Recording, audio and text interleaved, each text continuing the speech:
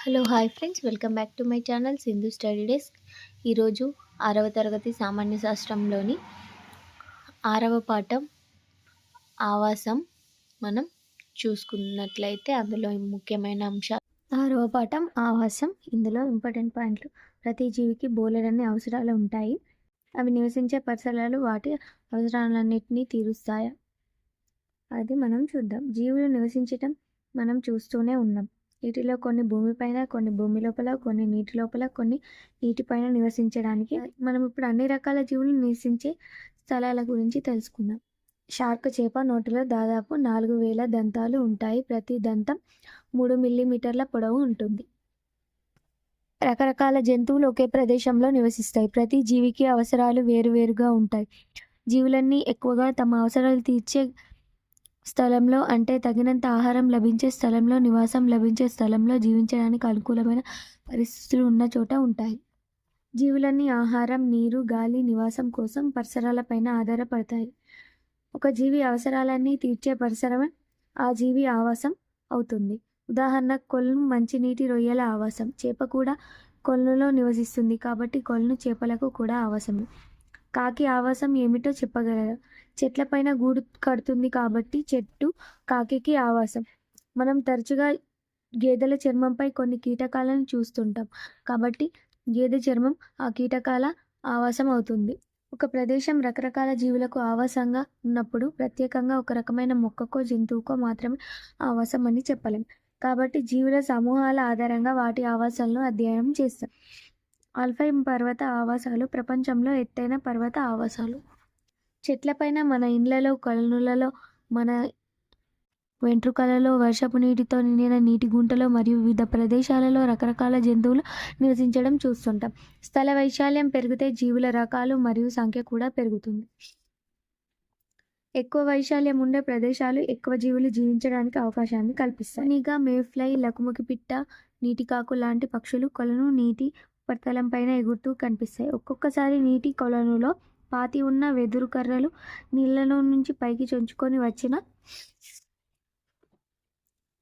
కర్రల మీద ఇవి వాల్తాయి. అక్కడి నుంచి ఆహారాన్ని సేకరించాయి. నత్తలు, తిరుగుడు పురుగు మరియు గుంటగరుగు వంటి జీవులు నీటి ఉపరితలంపై నివసిస్తాయి. తూనీగలు, మేఫ్లై, డింబకాలు నీటి ఉపరితలంపై తేలుతూ కనిపిస్తాయి.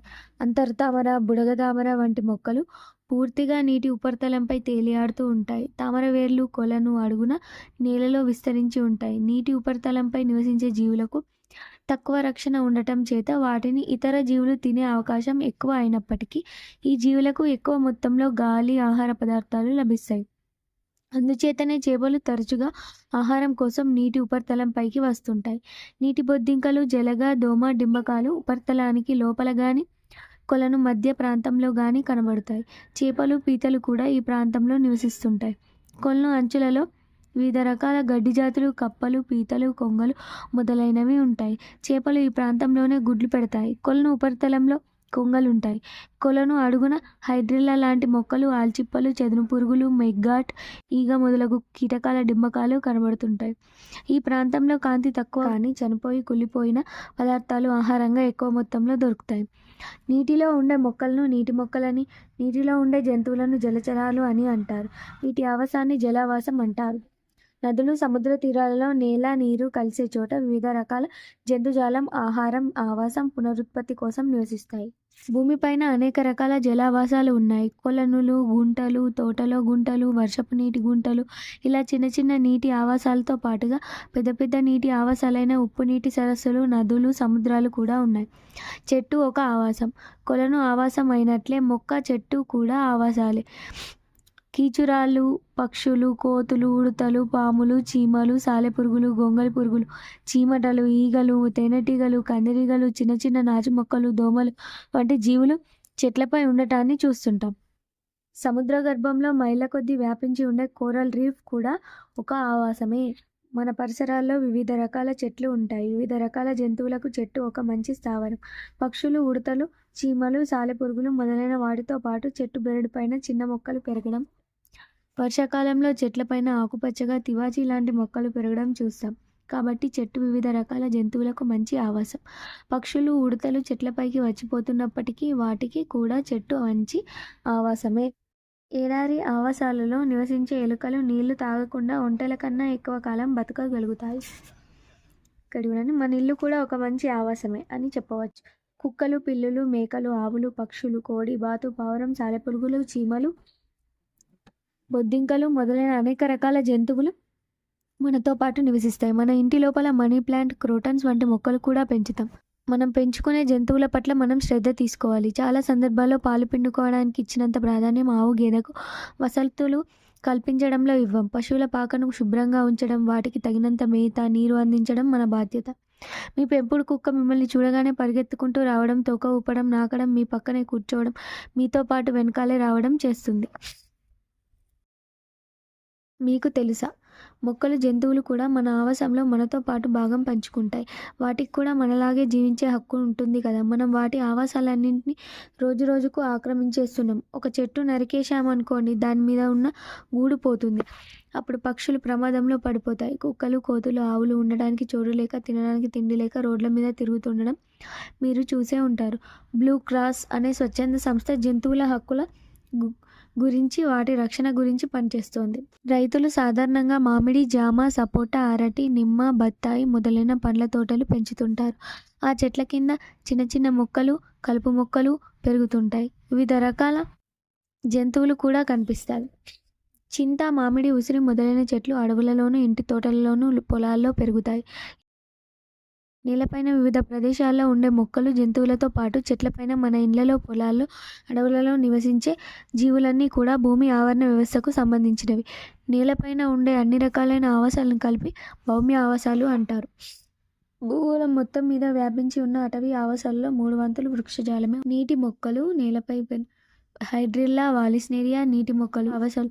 కోస్తా ప్రాంతంలో పెరిగే మొక్కలు, తెలంగాణ, రాయలసీమ ప్రాంతాల్లో పెరిగే మొక్కలు వేరుగా ఉంటాయి. మడ అడవులు సముద్ర తీర ప్రాంతాల్లో, కోస్తా జిల్లాలోనే కనబడతాయి. ద్రాక్ష తోటలను తెలంగాణ ప్రాంతంలో పెంచుతుంటారు. మీకు తెలుసా, బ్రహ్మజముడు, తుమ్మ, కలబంద వంటి మొక్కలకు మిరప, మల్లె మొక్కల కంటే తక్కువ నీరు అవసరమవుతుంది. వీటిని ఎడారి మొక్కలు అంటారు. ఒంటెలు ఎడారి ప్రాంతాల్లో ఎక్కువ కనిపిస్తాయి. ఎడారి మొక్కలు, జంతువులు పొడి వాతావరణానికి, ఎక్కువ ఉష్ణోగ్రతకు అనుకూలంగా ఉంటాయి. పాములు, ఎలుకలు వంటి బొరియలలో నివసించే జంతువులు కూడా ఉంటాయి. ఎడారిలోని వివిధ ప్రాంతాలు ఎడారి ఆవాసాలుగా తయారవుతాయి. సవన్నా గడ్డి భూముల ఆవాసాలలో చెట్లకు బదులుగా దట్టమైన గడ్డి విస్తరించి ఉంది. మడ, మాంగ్రోవ్ అడవులు కోస్తా జిల్లా, సముద్ర తీర ప్రాంతాలు, సముద్రాలు, ఉప్పు నీటితో కలిసే ప్రాంతంలో విరివిగా పెరుగుతాయి. రకరకాల పక్షులు చాలా దూర ప్రాంతాల నుంచి ఆంధ్రప్రదేశ్ రాష్ట్రంలో ఉన్న కొల్లేరు, పులికాట్ సరస్సులకు వస్తుంటాయి. అక్టోబర్ నుంచి మార్చి వరకు ఆ ప్రాంతంలో పెలికాన్ పక్షులు కనబడతాయి. కర్నూలు జిల్లాలో బట్టమేక పిట్ట అనే పక్షి చాలా దూరం నుంచి ఎగురుతూ వస్తుంది. ప్రత్యుత్పత్తికి అనుకూలంగా ఉండే ప్రదేశాలను వెతుకుతూ చాలా దూరం నుంచి పక్షులు ఎగురుతూ వస్తుంటాయి. తాబేళ్లు, చేపలు కూడా ఒక ప్రదేశం నుంచి మరొక ప్రదేశానికి వస్తుంటాయి. కొన్ని రకాల తాబేళ్లు పశ్చిమ బెంగాల్, ఒరిస్సా తీర ప్రాంతం నుంచి విశాఖపట్టణ తీరానికి గుడ్లు పెట్టడానికి వస్తుంటాయి. దీని పేరు ఆలివ్ రెడ్లీ తాబేలు. కొలనూల్లో, సరస్సుల్లో, నదుల్లో మరియు నేల మీద ఎక్కడ పడితే అక్కడ మనం అనేక రకాలైన చెత్తను వేస్తున్నాం. నెక్స్ట్, వేలాది ఎకరాల అడవులను పరిశ్రమల కోసం నాశనం చేస్తున్నాం. మొక్కలు, జంతువులకు జీవించడానికి అవసరమయ్యే పరిస్థితులను కల్పించే నివాస యోగ్యమైన ప్రదేశమే ఆవాసం. జలావాసాలు వివిధ రకాలుగా ఉంటాయి. అవి సరస్సులు, తడి నేలలు, మడుగులు, వాగులు, నదులు మరియు చిత్తడి నేలలు. చెట్టు, కొలను, ఇల్లు వంటివి ఆవాసాలకు కొన్ని ఉదాహరణలు. ఉష్ణోగ్రత, తేమ, గాలి, నీరు, ఆహారం, నివాసం మొదలైనవి ఆవాసానికి ముఖ్యమైన అంశాలు. ఆవాసాలన్నింటినీ సాధారణంగా 2 రకాలుగా విభజిస్తారు: భౌమ ఆవరణ వ్యవస్థ, జల ఆవరణ వ్యవస్థ. ఒకే ఆవాసాన్ని అనేక రకాల మొక్కలు, జంతువులు వినియోగించుకుంటాయి. ఆవాసాలు ప్రకృతి విద్యాన్ని ప్రదర్శిస్తాయి. ప్రత్యేకమైన జీవులకు ప్రత్యేక ఆవాసాలు ఉంటాయి. సౌకర్యవంతమైన జీవితాన్ని గడపడానికి పక్షులు తరచుగా ఆవాసాలను మారుస్తూ ఉంటాయి. ఉదాహరణకు, కొన్ని పక్షులు గుడ్లు పెట్టడానికి ఆవాసాలను మారుస్తుంటాయి. మన అవసరాల కొరకు ఇతర జీవుల ఆవాసాలను నాశనం చేయకూడదు. వాటికి తగిన రక్షణ కలిగించే ప్రయత్నం చేయాలి. నదులలోని మంచినీరు, సముద్రాల్లోని ఉప్పు నీటితో కలిసే ప్రాంతాలలో మడ అడవులు పెరుగుతాయి. మాంగ్రోవ్ అడవులు పెరుగుతాయి. భూమి మీద విస్తరించి ఉన్న సముద్రాలు, మహాసముద్రాలలో 300 మిలియన్ క్యూబిక్ మైళ్ళ నీరు. Thanks for watching this video. Please like, share and subscribe to my channel Sindhu Study.